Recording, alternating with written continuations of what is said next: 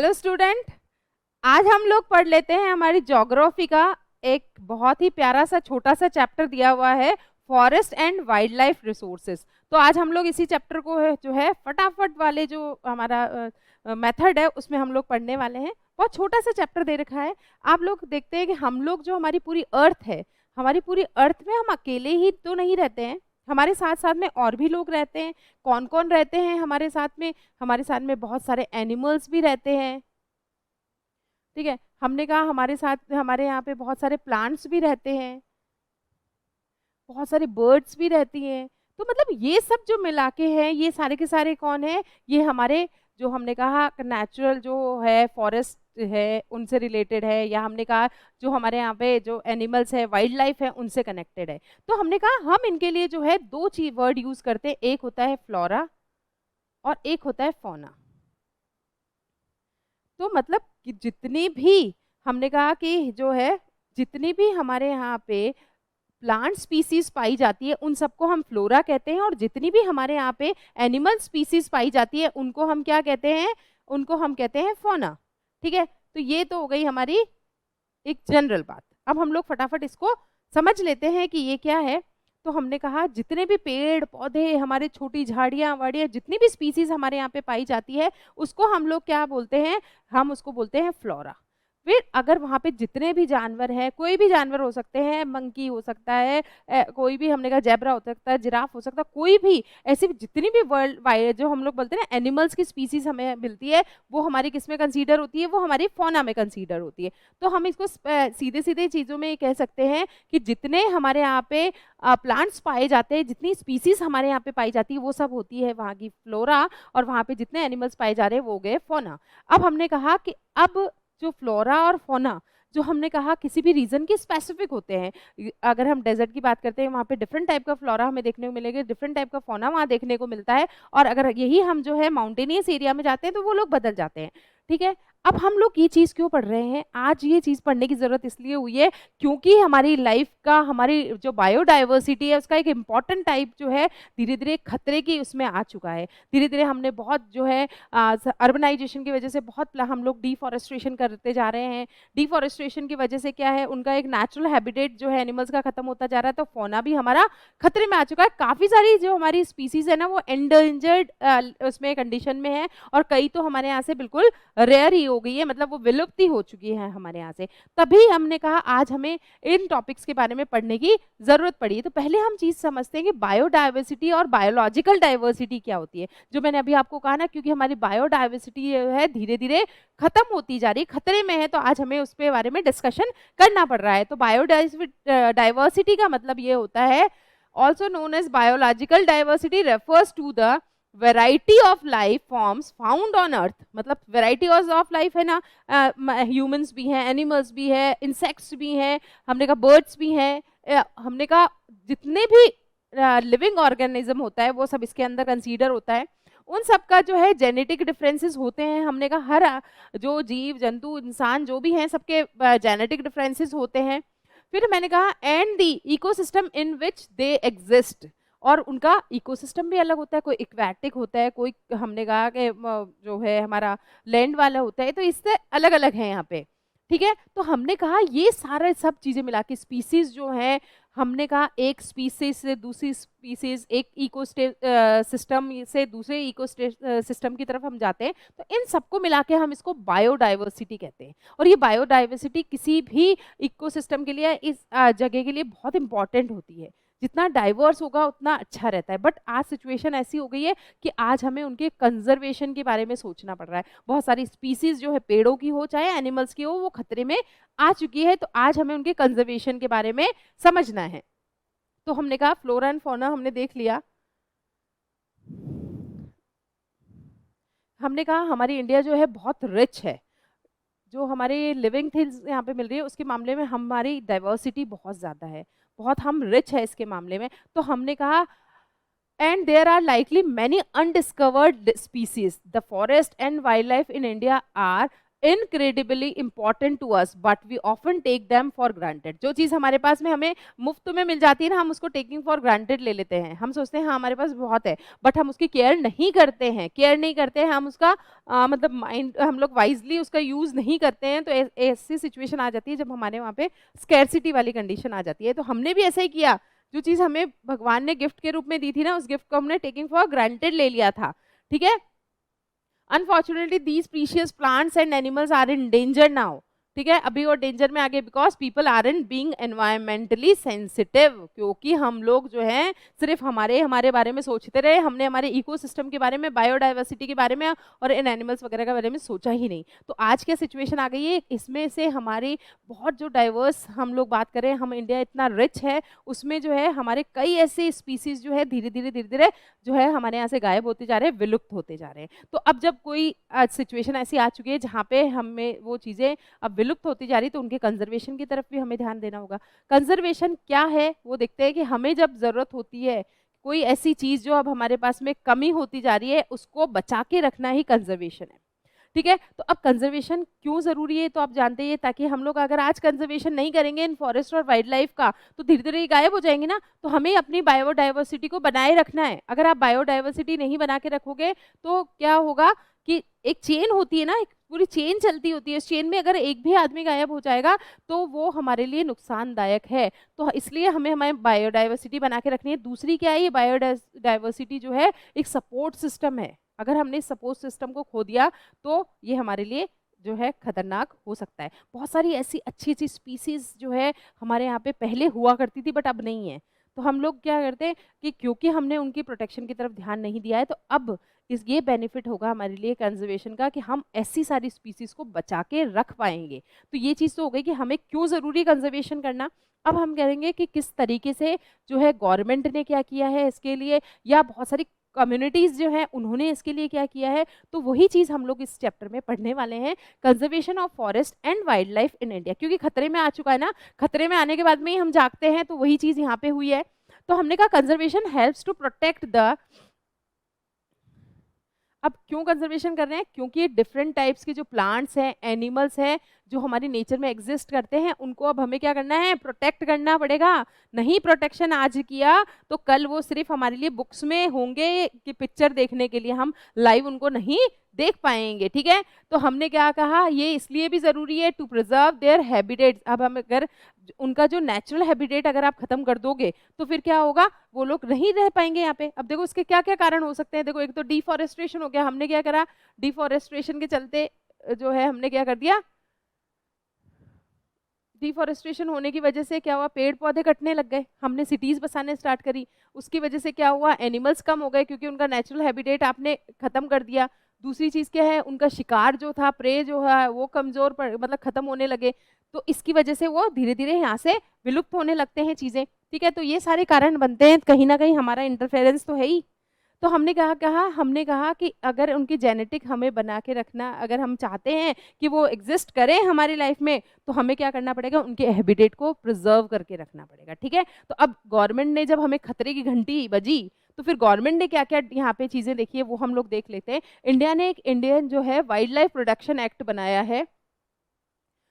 Wild life protection एक act जो है 1972 में पहली बार इंट्रोड्यूस किया गया। ठीक है, जब उन्होंने देखा कि हाँ इस तरीके से पहले हमारे यहाँ पे इस तरह के एनिमल्स हमें देखने को मिल रहे थे, हमें ये स्पीसीज देखने को मिल रही थी, बट अब वो हमें नहीं देखने को मिल रही है, कभी रेयरली ही कहीं में देखने को मिल रही है, तो हमें क्या करना पड़ेगा, अब उनके जो है कंजर्वेशन की तरफ ध्यान रखना पड़ेगा। तो उन्होंने कहा कि उनके हैबिटेट को हमें सेव करके रखना है, उनके जो नेचुरल हैबिटेट है उसको हमें सेव करके रखना है।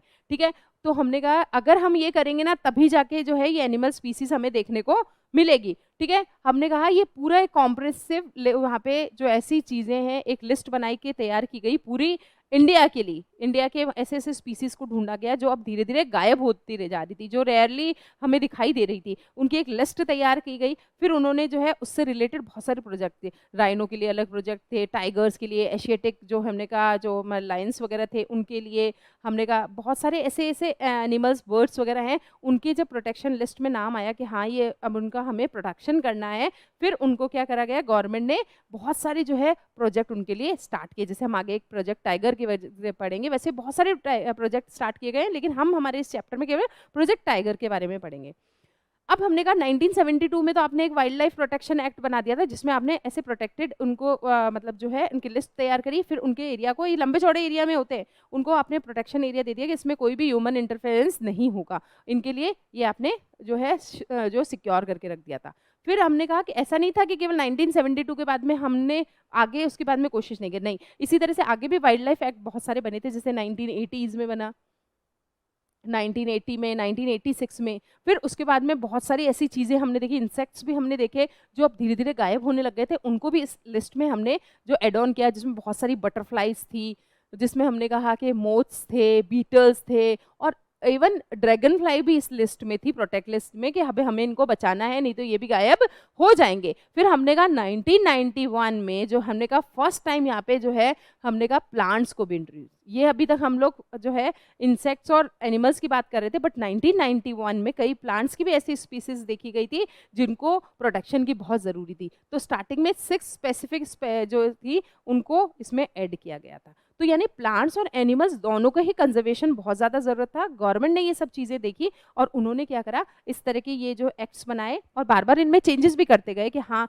और कुछ ऐड करना है तो उनको ऐड भी कर रहे थे। ऐसा नहीं एक बार 1972 में कर दिया तो उसके बाद में चेंजेस नहीं हुए, नहीं, रेगुलरली जो है उनको चेक किया जा रहा था।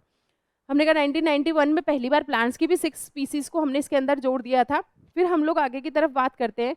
अब हमने जब देखा कि जो हमारी डाइवर्सिटी है, हमने कहा प्लांट्स हो चाहे एनिमल्स हो, हमारा इंडिया बहुत डाइवर्स है, तो हमें अगर श्योरिटी लानी है कि लॉन्ग टर्म सर्वाइवल उनका हमें देखने को मिल सके, तो हमें क्या करना पड़ेगा, इस तरीके को जो प्रोटेक्टेड लिस्ट हमने बनाई है उसको हमें क्या करना पड़ेगा, उसको लागू करना पड़ेगा। हंटिंग है या जो डिफॉरेस्टेशन हो रहा है उन सब पे हमें रोक लगानी पड़ेगी। तो इस तरह मैंने कहा स्पेसिफिक जो है एक एक जो प्रोटेक्टेड लिस्ट वाले थे उनको एक एक को उठाया गया और उनसे रिलेटेड प्रोजेक्ट बनाए गए। जैसे मैंने कहा ना आपको, राइनो प्रोजेक्ट भी स्टार्ट किए गए, बर्ड से रिलेटेड भी बहुत सारे स्टार्ट किए गए, एशियाटिक जो लॉइंस है उनसे रिलेटेड भी स्टार्ट किए गए थे। ऐसे ही एक है, लेकिन हमें सारे नहीं पढ़ने, हम सिर्फ जो हमारी बुक में गिवन है हम केवल वही पढ़ेंगे, वो है हमारा प्रोजेक्ट टाइगर।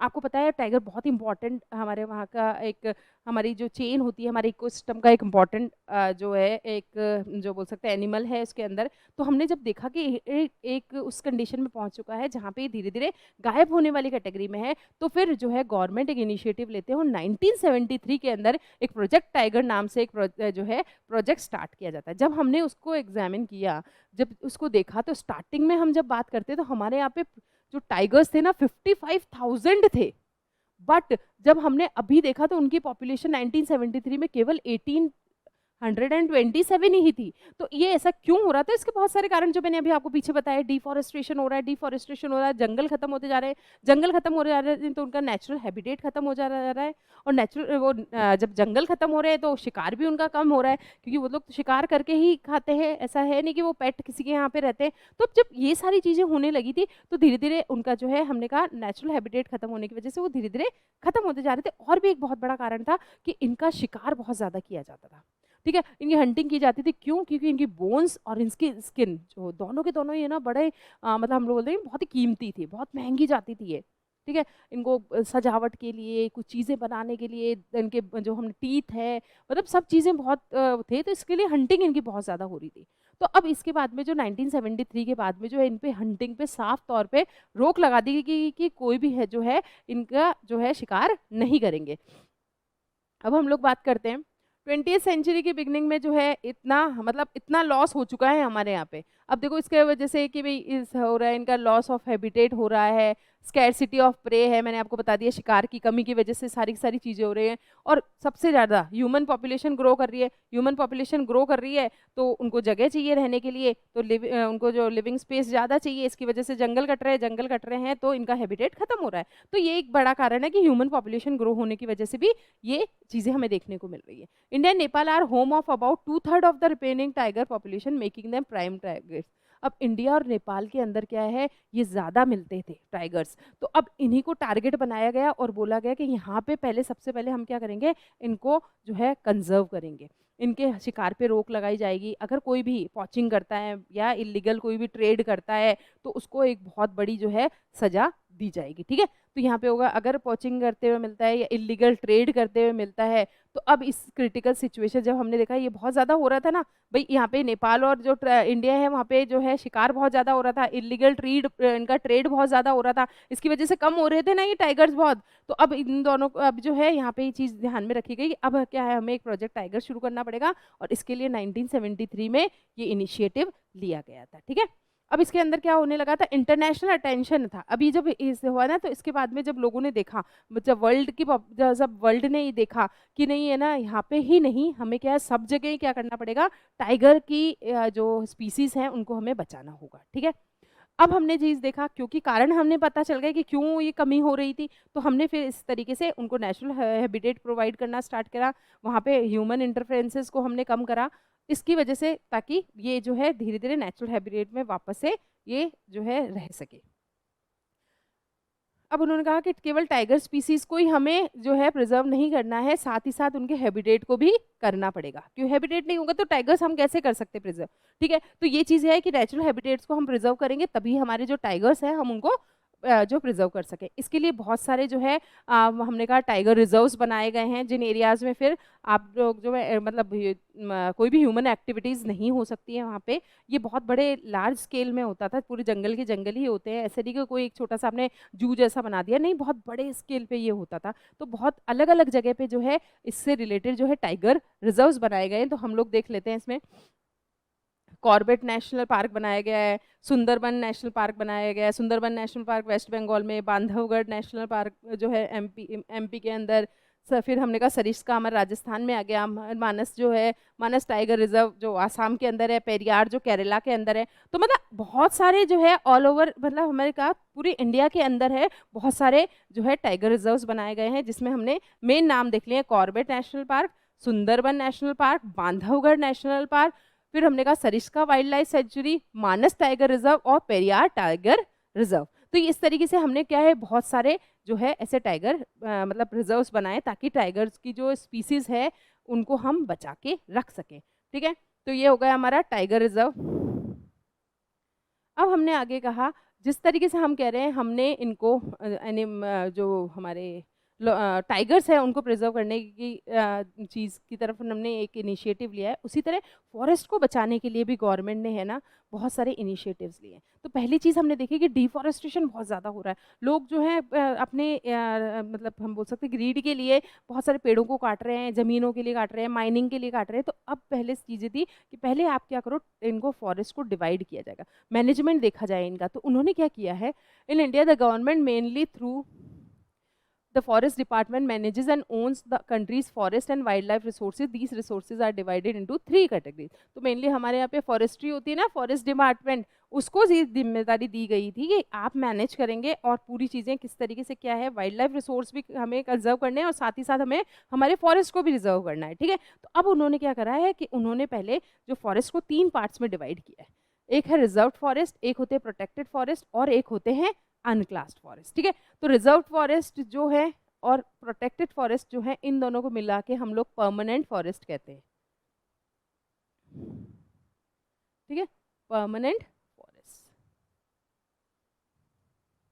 अब हमने कहा ये दोनों जो है यहाँ पे जो है रिजर्व फॉरेस्ट के अंदर ह्यूमन एक्टिविटीज नहीं हो सकती है बिल्कुल भी, ये पूरा एरिया जो है वहाँ पे जो फॉरेस्ट है उनको फ्रीली करने की मतलब बिल्कुल फ्री होते हैं, यहाँ पे कोई ह्यूमन एक्टिविटीज ना ग्रेजिंग हो सकती है, ना माइनिंग हो सकती है, कुछ भी नहीं हो सकते, एंट्री भी नहीं अलाउ होती है। फिर हमने कहा प्रोटेक्टेड फॉरेस्ट होते हैं, यहाँ पे वहाँ के जो लोकल लोग होते हैं उनको अलाउ होता है कि आप ग्रेजिंग करवा सकते हो अपने, और अपने जो भी ज़रूरतें के सामान है आप वो वहाँ से ले सकते हो, ये चीज़ जो है प्रोटेक्टेड फॉरेस्ट में बोला गया था। जबकि अनक्लास फॉरेस्ट के अंदर क्या होता है, सब तरह की एक्टिविटीज़ अलाउ होती है, ठीक है। तो ये चीज़ हो गई है यहाँ पे। अब देख लेते हैं हम रिजर्व फॉरेस्ट का। तो हमने कहा over half of forest land is designated as reserve forest which are protected areas used for purposes like timber production and conservation. अब हमने क्या कहा, अब ये इंडिया के हाफ से भी ज़्यादा जो ऐसे मतलब जो फॉरेस्ट है वो इसके अंदर आते हैं। अब ये कहा ये ऐसे एरियाज होते हैं जहाँ पे टिम्बर प्रोडक्शन या कंजर्वेशन मतलब यहाँ पे किया जाता है कि भाई इनको हम लोग जो है किसी भी अंदर एंट्री नहीं दे सकते हैं। आगे चलते हैं हम कि कोई भी अपनी मर्जी से जाके यहाँ पे सब पेड़ पौधे काट रहा है या कुछ भी कर रहा है वो हम नहीं कर सकते। प्रोटेक्टेड फॉरेस्ट में हम लोग बात करें फॉरेस्ट जो है हमारा डिपार्टमेंट, उसने हमारी जो 1/3 जो फॉरेस्ट है ना, हमारे टोटल फॉरेस्ट है उनका 1/3 जो है उनको प्रोटेक्टेड फॉरेस्ट में बताया है। और हमने कहा इसके अंदर जो होता है, इसके अंदर जो वहाँ के लोकल जो होते हैं उनको वहाँ पे जाने दिया जाता है, बट वो भी केवल जो है ग्रेजिंग वगैरह करा सकते हैं, इसके अलावा कुछ भी नहीं है, ठीक है, इकोलॉजिकल बैलेंस बनाए रखने के लिए। आगे हम चलते हैं अनक्लास्ड फॉरेस्ट। अनक्लास्ड फॉरेस्ट जो होते हैं, अनक्लास्ड फॉरेस्ट में मैंने आपको कहा कि इंक्लूड फॉरेस्ट एंड वेस्टलैंड। ये इंपॉर्टेंट चीज़ है कि इसके अंदर वेस्टलैंड भी इंक्लूड होते हैं, जो बंजर जमीनें होती है ना वो भी इसके अंदर होती है। अब इसमें क्या होता है, ये जो है इसको हमने कहा जो मैनेज कौन करता है, इसको कुछ प्राइवेट इंस्टीट्यूशन भी हो सकते हैं, कोई इंडिविजुअल भी हो सकता है, कोई कम्युनिटी भी हो सकती है और गवर्नमेंट भी हो सकती है, ठीक है, ये हो सकते हैं। अब हमने कहा ये कौन कौन से एरियाज है, जैसे नॉर्थ ईस्टर्न स्टेट्स हैं, हमने कहा पार्ट्स ऑफ गुजरात है, significant portion of their forest classified as unclassed forest. तो हमारे इस एरिया में ये सारे के सारे आ जाते हैं, जिसमें नॉर्थ ईस्टर्न स्टेट्स हैं, गुजरात है, उनको हमने किस में लिया है, अनक्लास्ड फॉरेस्ट में लिया है, ठीक है। रिजर्व्ड हो गए जिसके अंदर ह्यूमन इंटरफेरेंसेस नहीं होते हैं। प्रोटेक्टेड एरिया फॉरेस्ट वो होते हैं जिसके अंदर वहाँ की लोकल कम्युनिटीज जो हैं जा सकती है और वहाँ पे लेकिन कोई ऐसी इलीगल एक्टिविटीज वहाँ पे नहीं कर सकती। अनक्लास्ड के अंदर सारी एक्टिविटीज अलाउ होती है, ठीक है। इसमें वेस्टलैंड्स भी इंक्लूडेड होते हैं। आगे हम गए कि जो रिजर्व्ड और प्रोटेक्टेड होते हैं इन दोनों को मिला के परमानेंट फॉरेस्ट कहा जाता है, ठीक है।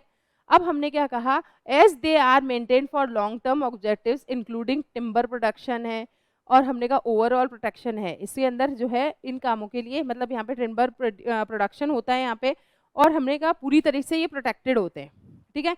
तो हमने कहा अमंग द इंडियन स्टेट्स, अब कहा एमपी के अंदर जो मतलब हम मानते हैं तो उसके अंदर जो 75% जो है सारा का सारा क्या है, परमानेंट फॉरेस्ट है, ठीक है। तो हमारे यहाँ पे इंडिया में एमपी के अंदर लार्जेस्ट एरिया है किसका, परमानेंट फॉरेस्ट। परमानेंट फॉरेस्ट यानी reserve forest plus protected forest. तो यहाँ तक बात समझ में आ गई है। हमने कहा हमने जिस तरीके से एनिमल जो स्पीसीज को बचाने के लिए हमने बहुत सारी चीज़ें करी, बहुत सारे एक्ट्स बनाए, उसी तरह हमने फॉरेस्ट को बचाने के लिए भी हमने उसको क्लासिफाइड कर दिया है।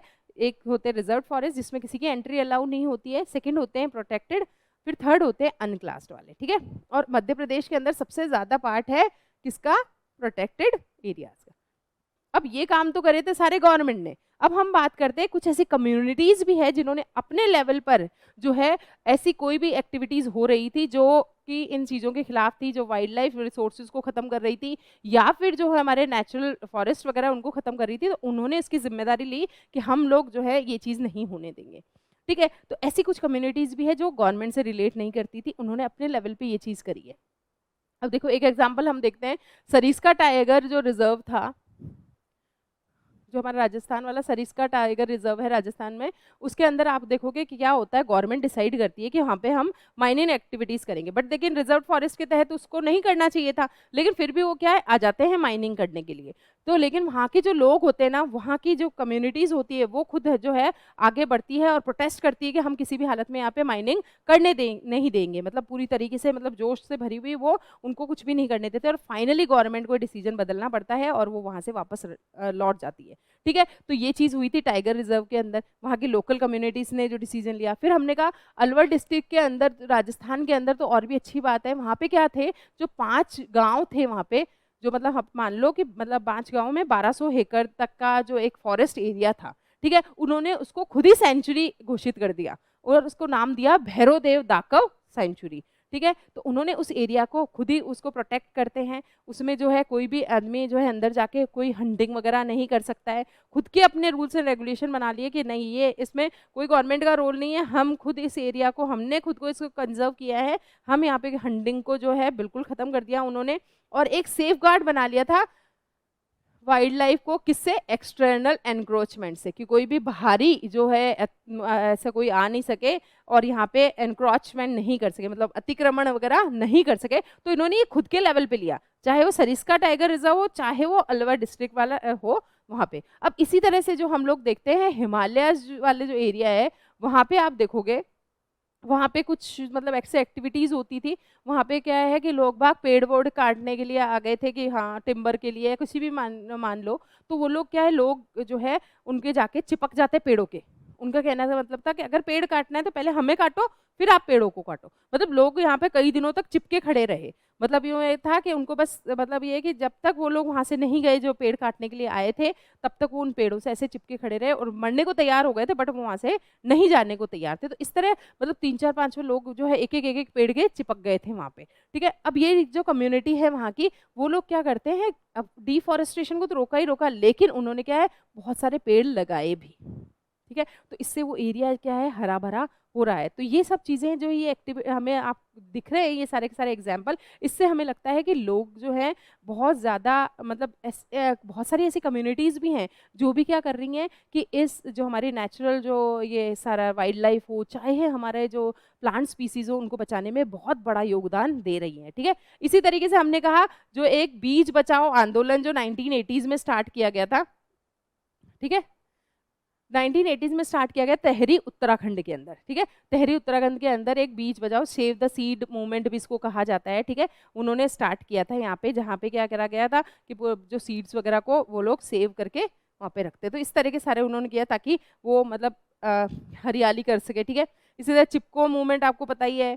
फिर हमने कहा नवधान्य है demonstrated that it is policy. ठीक है, अब Navdanya have demonstrated that it is possible and economically viable to achieve diversified crop production and without using synthetic chemicals. तो अब उन्होंने देखो कितना बहुत अच्छी चीज़ इन्होंने करी है। यहाँ पे जो चीज़ करी गई थी, इन्होंने बोला कि हम लोग क्या है, अभी आपको बताया कि बहुत ऐसे सिंथेटिक केमिकल्स वगैरह यूज़ करके हम लोग जो है फर्टिलिटी उनकी ख़त्म कर रहे हैं। तो इसके लिए उन्होंने क्या करा था, उन्होंने जो है इस तरह के बीज बचाओ आंदोलन, नवधान्य जो है, ये सारे मूवमेंट्स उन्होंने स्टार्ट किए थे ताकि नेचुरल प्रोसेस के थ्रू क्रॉप प्रोडक्शन हो सके और कम से कम जो है सिंथेटिक इनका केमिकल्स का यूज हो सके, ना के बराबर ही मान लो, बाकी तो ऐसा कुछ नहीं है। इसी तरीके से एक JFM जो है जॉइंट फॉरेस्ट मैनेजमेंट एक स्टार्ट किया गया, जॉइंट फॉरेस्ट मूवमेंट स्टार्ट किया गया था। ठीक है, ये हमने कहा इंडिया जॉइंट फॉरेस्ट मैनेजमेंट था। अब इसके अंदर क्या था, इसके अंदर सबसे बड़ी एग्जाम्पल क्या था, इसमें गवर्नमेंट क्या करती है, गवर्नमेंट क्या करती है, कुछ कम्युनिटीज को बोलती है कि आप क्या करो, आप इन फॉरेस्ट की रक्षा करो। ठीक है, आप फॉरेस्ट को बचाओ, फॉरेस्ट को बचाओ मतलब कंजर्व करो, कोई भी इस तरीके से चीज़ें होती है मतलब एफॉरेस्टेशन करो, और मतलब कोई भी हंटिंग वंटिंग के लिए आता है, कटिंग के लिए आता है, तो आप उनको रोको। इसके बदले आप क्या ले सकते हो, आप फॉरेस्ट से जो है मतलब आपकी जो भी यूज़ की चीज़ें हैं वो आप ले सकते हो, आप फॉरेस्ट के जो भी नेचुरल चीज़ें होती हैं आप उनको यूज़ कर सकते हो। तो ये प्रोग्राम यहाँ पे स्टार्ट किया गया था। फिर उसके बाद में हम लोग देखेंगे कि ये सारी सारी चीज़ें हो रही है, इससे क्या लगने लगा कि इससे क्या होने लगा है कि इंडिविजुअल हो, चाहे हमने कहा कि इसमें एक टॉपिक और है वो हम लोग थोड़ा सा समझ लेते हैं।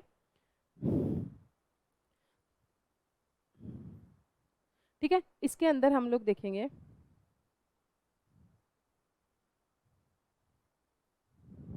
ठीक है, इसमें हम लोग एक चीज़ देखते हैं, एक हमारे एक है सेक्रेड ग्रोव्स। सेक्रेड ग्रुप्स का मतलब होता है ऐसे सारे के सारे, हम ऐसे देश में रहते हैं जहाँ पे हम पत्थर पत्थर को पूज लेते हैं, हम भगवान मान लेते हैं उसको। तो हमारे नेचुरल रिसोर्सेज को भी हम भगवान मानते हैं, गंगा नदी को हमने भगवान मानते हैं, हम यमुना नदी को भगवान मानते हैं, हम पहाड़ों को पूजते हैं, गोवर्धन पर्वत को पूजते हैं। उसी तरीके से हम लोग कई पेड़ पौधों को भी पूजते हैं। हमारे यहाँ पे आप देखते हो पीपल को हम बहुत ज़्यादा सेक्रेड मानते हैं। ठीक है, जो हमें बरगद का पेड़ होता है उसको बहुत ज़्यादा हम मानते हैं। हम आम का पेड़ ले लो या फिर हम टैमरिड का देख लो आप, इमली का पेड़ है जो कई जगह मतलब बहुत ज़्यादा इसको माना जाता है। छोटा नागपुर जो रीजन है वहाँ पे, जहाँ पे हमने कहा जो ये सांथाल और ये लोग रहते हैं, वो महुआ और कदम के पेड़ को बहुत ज़्यादा मानते हैं। ठीक है, छोटा नागपुर रीजन में आपने देख ही रखा है, वहाँ पे जो ये सांथाल्स वगैरह हैं वो कम्युनिटी क्या करती है,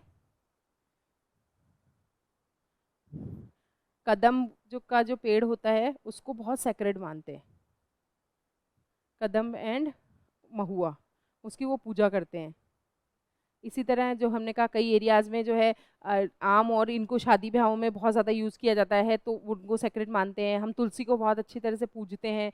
तो इस तरीके से क्या है, ये हमने कई चीज़ों को हम इसलिए नहीं काटते क्योंकि ये हमारे लिए बहुत ही मतलब पवित्र हैं, उन पवित्र चीज़ों को हम नहीं काट सकते। तो इस तरीके से भी क्या है, हम जो हमारे नेचुरल रिसोर्सेज को हम क्या करते हैं, हम प्रिजर्व कर रहे हैं। हमने कहा बहुत सारे ऐसे मतलब होते हैं, जैसे हमारे राजस्थान में विश्नोई संप्रदाय है, तो वो क्या करता है, जैसे पिकॉक हो गए, चिंकारा हो गए, नीलगाय हो गए, इनको बहुत ज़्यादा वो लोग जो है बहुत सेक्रेट मानते हैं, तो इनको वो बचा के रखते हैं, उनको वो मारने नहीं देते। तो इस तरीके से क्या है, हमारे जो रिलीजियस सेंटिमेंट है ना, वो भी बहुत इंपॉर्टेंट है, और वो भी एक इंपॉर्टेंट रोल प्ले करते हैं किसके अंदर, वो हमारे इन नेचुरल रिसोर्सेज को बचाए रखने में, हमारे जो हमारे फॉरेस्ट हैं या हमारे जो वाइल्ड लाइफ है, रिसोर्सेज है, उनको बचाने में बहुत इंपॉर्टेंट रोल प्ले करता है। तो हमने कहा कि एक चाहे गवर्नमेंट हो, चाहे इंडिविजुअल हो, चाहे कम्युनिटी हो, सबका कंट्रीब्यूशन बहुत ज़्यादा जरूरी है। जो जितना ज़्यादा इनिशिएटिव लेगा, उससे हमारा जो है ज़्यादा से ज़्यादा फॉरेस्ट और हमारी वाइल्ड लाइफ जो है कंजर्व होगी। तो ये बहुत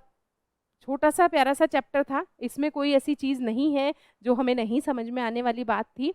बहुत शॉर्ट में मैंने आपको क्लियर कर दिया है। तो हमें इसमें जो है प्रोजेक्ट टाइगर की तरफ ध्यान रखना है, कंजर्वेशन हम किस तरीके से कर सकते हैं, चिपको मूवमेंट क्या था वो हमें ध्यान रखना है, सरिस्का में क्या हुआ था, ये सब चीज़ें हमें ध्यान रखने हैं, JFM क्या है वो हमें देखते हुए चलना है। तो अब मिलते हैं नेक्स्ट टाइम फिर नए चैप्टर के साथ। Thank you.